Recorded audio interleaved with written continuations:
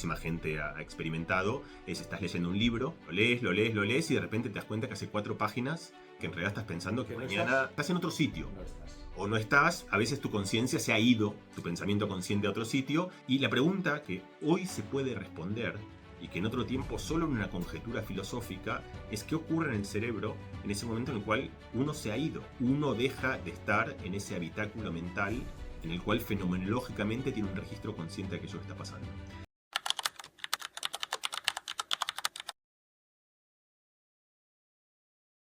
Tú vas conduciendo, igual que tú has dicho, Sí. paras en los semáforos, avanzas, sigues, todo bien, y de repente llegas, pero no llegas a tu casa, sino a la casa en la que has vivido 20 años, de la que hace 3 semanas te has mudado, y tú dices, pero ¿cómo he llegado aquí? Y además, ¿quién me ha traído aquí? O sea, de repente estoy en un sitio al cual no tenía que ir, y ahí te das cuenta que has sido un piloto automático, en estado como de vuelta, en el cual tú no eras consciente de dónde estabas yendo, y tu cerebro te ha llevado, pero te ha llevado sin que tú seas consciente de todo ese proceso. Otro ejemplo muy claro y que también muchísima gente ha experimentado es estás leyendo un libro, lo lees y de repente te das cuenta que hace 4 páginas que en realidad estás pensando que ¿Que no mañana estás? que no estás estás en otro sitio. No estás. O no estás, a veces tu conciencia se ha ido, tu pensamiento consciente a otro sitio. Sin embargo, si uno hace como muchos científicos hacemos, que es que tú sigues los movimientos oculares durante esa persona que se ha ido, los ojos siguen yendo palabra por palabra, y no solo eso, sino que además, si yo te hago preguntas sobre aquello que tú has leído mientras estabas ausente, en realidad tu cerebro lo estaba leyendo. Igual que cuando tú estabas yendo a tu casa sin enterarte cómo estaba yendo. Es decir, muchas veces, de hecho la mayoría de las veces, solo que no tenemos registro, nosotros funcionamos en este piloto automático en el cual interactuamos en el mundo sin ser conscientes. La conciencia no tiene un botón exacto de apagado y encendido, pero se apaga y se enciende. De hecho, hay 2 ejemplos muy claros de esto. Uno lo experimentamos, o sea, todos nosotros todos los días apagamos y encendemos la conciencia. Cuando te vas a dormir, la conciencia se apaga y tú, o sea, tú estás... De hecho, hay un amigo mío que se llama Tristan Beckenstein que hace un experimento muy bonito en el cual justamente hace un experimento que todos hemos vivido en los que hemos dormido alguna vez con alguien, que es que te hablan y tú escuchas, o tú puedes contar, por ejemplo, a mí me gusta la idea, esto puede ser en pareja, da igual, entre amigos, pero me gusta la idea de cuando alguien le cuenta un cuento a su hijo o a su hija. Los padres y las madres lo hemos hecho muchas veces, es muy bonito, tú le cuentas un cuento y en un momento se duermen. Y entonces lo que uno imagina que pasa es que tú le estás contando el cuento, lo escuchan, y hay un momento en el cual tú le sigues contando el cuento, esas ondas sonoras que tú produces siguen impactando su tímpano, y su tímpano sigue respondiendo y produciendo lo que llaman potenciales de acción que activan algunas neuronas en la corteza auditiva. Sin embargo, tu hijo o tu hija ya no es consciente. Ya no están. Está, Sí. pero no es consciente, por Ya eso, no. ya no está, eso de una manera por eso, pero está bien porque justamente uno lo percibe. Y entonces la pregunta es, ¿qué ha pasado en el cerebro en el momento en el cual ha dejado de responder? Y eso es difícil de medir porque justamente ese punto preciso en el cual tú te has ido del mundo consciente al mundo inconsciente es muy difícil de experimentar. Lo que hizo Tristán es lo que le ponía a la gente era, traía gente que además son estos experimentos que son terribles, porque traía a alguien que a lo mejor hacía 3 días o 2 días que no dormía, estaba muerto de sueño porque él necesita que se le duerman. Entonces los ponían en el laboratorio, les ponía con un montón de electrodos para registrar su actividad cerebral, los ponían en un resonador en el cual podía medir la actividad neuronal mientras estaba ocurriendo esto, y entonces él les decía, mira, cuando os voy a poner sonidos, pip, pip, pup, pip, pip, pup, pip, pip, pup, y cuando hay un pup, tenéis que responder, y cuando hay un pip, no. Entonces la gente respondía. Después lo que él encontraba es que la gente empieza a responder, pero a lo mejor 4 segundos después, a veces 17 segundos después. O sea, se empieza a producir esto de lo cual uno ya empieza a perder el registro del tiempo, el registro de la simultaneidad de la experiencia. O sea, empiezan a pasar cosas donde de repente empiezas a responder, pero de algo que había ocurrido en tu cerebro hace 14 segundos. Y entonces no es exactamente un encendido y un apagado, sino que está esa zona muy intermedia, que todos la conocemos, y hay un momento en el cual la persona se duerme. Y la pregunta, es una pregunta por eso que hoy se puede responder, y que en otro tiempo solo en una conjetura filosófica, es qué ocurre en el cerebro en ese momento en el cual, como utilizando tu metáfora, uno se ha ido.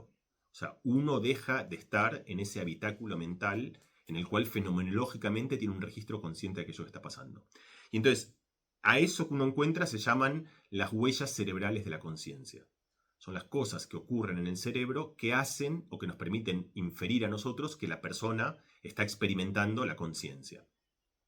Y entonces las cosas que pasan son que esencialmente cuando uno es consciente, por ejemplo, la corteza auditiva, que yo te decía que es una corteza que está justo atrás de los oídos, en lo que se llama la corteza temporal, de los pips y de los pups, cuando uno se duerme sigue respondiendo. Esto es lo que toca. O sea, el cerebro sigue, no es que el cerebro se apaga, que es una idea, el cerebro sigue respondiendo. Pero esa información queda desconectada del resto del cerebro.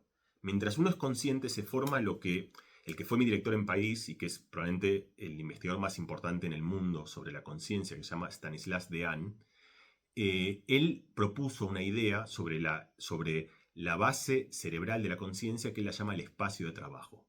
Que es que hay un momento en el cual el cerebro forma un estado coherente que reúne muchas disciplinas distintas o muchas modalidades distintas. El sonido, con el lenguaje, con la respuesta motora. Entonces es una especie de protocolo de comunicación interna. Y ahí aparece una idea también sobre cuál es la naturaleza de la conciencia, que es un sistema que empieza a mirarse a sí mismo. O sea, tú primero vas conduciendo el coche inconsciente, ves el semáforo, ves el otro coche, y para eso no tienes que ser consciente. Pero hay un momento que además tienes que verte a ti mismo, ¿dónde quieres ir? Ya no estás viendo el mundo externo, sino que empiezas a observar, es un sistema que se observa a sí mismo. Y en ese rulo que se produce de un sistema observándose a sí mismo es donde aparece la conciencia. Es un sistema que durante un tiempo está en un estado coherente en el cual todas las partes del sistema, es una especie de teatro, en el cual una asamblea, en la cual todo el cerebro se reúne y entonces se forman un momento que es un momento de muchísima sincronización, que es algo que mucha gente como Francisco Varela ha encontrado, que la conciencia se corresponde a un estado sincrónico del cerebro y un estado en el cual el cerebro de repente está altamente conectado. Entonces, lo interesante de esto es que empezamos a tener como los primeros registros que son modestos, pero que son bastante que forman un cambio histórico muy grande respecto a lo que podíamos hacer, porque podemos empezar a pensar qué ocurre en el cerebro en el cual una persona gana la conciencia, en el cual una persona la pierde. Lo que tú decías, el botón, ¿qué pasa cuando uno enciende el botón de la conciencia y qué pasa cuando uno enciende el botón de apagar la conciencia? Todos nosotros dormimos y despertamos, esto nos ocurre a todos, todos nosotros tenemos un sistema cerebral que tiene una enorme cantidad de similitudes, si bien cada uno tiene su propia idiosincrasia, pero esto que te estoy contando son cosas bastante generales. Después hay cosas que varían mucho individualmente.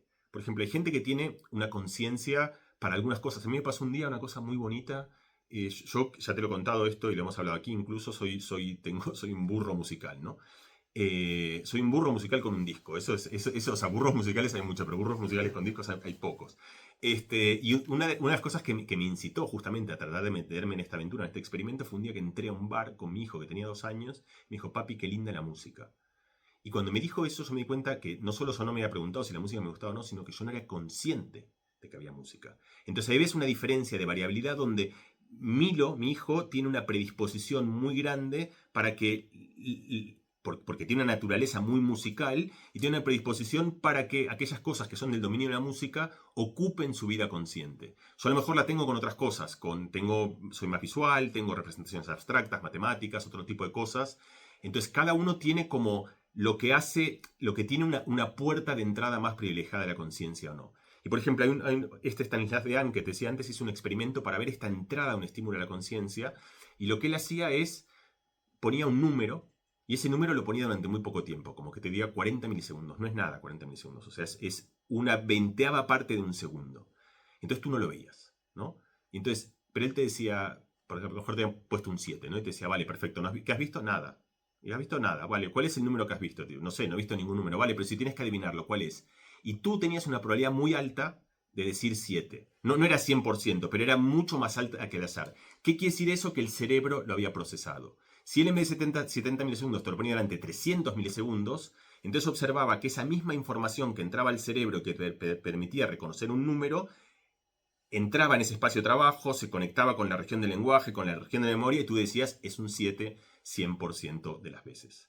Ahora, respecto a lo que decías tú, que es una situación muy singular, que es los pacientes vegetativos, eso es algo muy, digamos, que es, por supuesto, es una patología, digamos, relativamente rara, aunque cada vez es más común, porque los pacientes vegetativos son pacientes que tienen un accidente cerebral, que típicamente tienen dos regiones, puede ser por trauma o puede ser vascular, y entonces entran en un coma, y si ese accidente es muy severo y no mueren, muchas veces después de ese coma quedan en una suerte de coma persistente. Hay muchos casos famosos de esto, uno de ellos es Michael Schumacher, por ejemplo, y muchos más. Ha habido muchos casos muy emblemáticos que tienen que ver, entre otras cosas, justamente con la capacidad de la medicina, que hoy esa gente hace 50 años hubiese muerto. Hoy lo salvan, pero el cerebro queda en un estado en el cual justamente uno no sabe si son conscientes o si no son conscientes. Y hay una representación cinematográfica de eso, que es la película Almodóvar, exactamente. Hablé con ella, que para mí es una historia bonita porque yo daba siempre charlas y ponía como la imagen de la portada de esa película. Luego hace 8 años vine a Madrid y una de las primeras personas que conocí en Madrid fue Jorge Drexler, que caí en su casa. Y Jorge me dice, tío, pero tú andas mostrando la foto de mi mujer. O sea, me dijo como porque él había visto una charla mía y yo, la verdad, debo confesar que ni siquiera lo sabía. O sea, yo no, que soy un ignorante, ni siquiera. Luego me hice amigo de Leonor también y entonces, o sea, pero qué bonita historia que yo andaba mostrando como su foto en las charlas TED y todo eso que yo daba. Iba como contando la historia, hablé con ella por todos lados usando esa imagen y luego nos encontramos.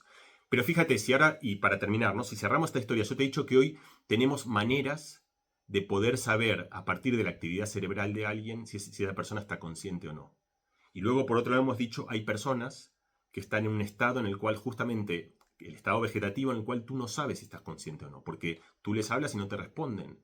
Y entonces, pero no te responden porque no pueden responder o porque no te escuchan, no te entienden. ¿Acaso la están pasando mal, están sufriendo, son conscientes pero no pueden expresarlo? Justamente ahí no podemos saberlo y es donde la tecnología creo que tiene lo mejor de sí, que es que hace que el mundo sea menos ancho y lejano, digamos, que tú de repente tienes una herramienta para acercarte a lo que la otra persona puede querer decirte. Y entonces hoy, y de manera muy experimental, es importante enfatizar esto, o sea, esto de ninguna manera es una rutina médica, pero de manera experimental, mucha gente como Lionel Nakash o como Jacobo Sitt y muchísimos más en muchos lugares del mundo, lo que hacen es, en pacientes vegetativos en los cuales la conciencia es un signo de pregunta, utilizan estas herramientas que hemos esbozado aquí en la mesa para tratar de inferir si es posible que esa persona tenga conciencia o no tenga conciencia. Y en algunos casos, que son muy particulares y que son de lejos los menos, hay evidencias bastante elocuentes de que una persona en estado vegetativo en realidad está consciente. Y entonces ahí es interesante porque justamente eso es la ciencia, pero la ciencia tiene que venir acompañada de un problema ético, porque una vez que sabes eso, lo primero uno piensa es, bueno, como buena noticia, porque piensas que tiene una perspectiva de recuperación, pero también es una noticia muy mala, porque esa persona a lo mejor lo está pasando muy mal y está pasando una experiencia, y entonces a lo mejor tú querrías poder preguntarle cómo estás, qué sientes, qué quieres hacer. Entonces justamente vemos como esto, que empieza como una curiosidad intelectual, de algo que linda entre la filosofía y la ciencia, que es la naturaleza de la conciencia, termina en un lugar muy aplicado, que no es, digamos, para muchísima gente, pero que para alguna poca gente tiene una pertinencia enorme, que es una gente que tiene un potencial de sufrir enormemente. Hoy empezamos a tener una herramienta y una perspectiva de a lo mejor poder encontrar una solución.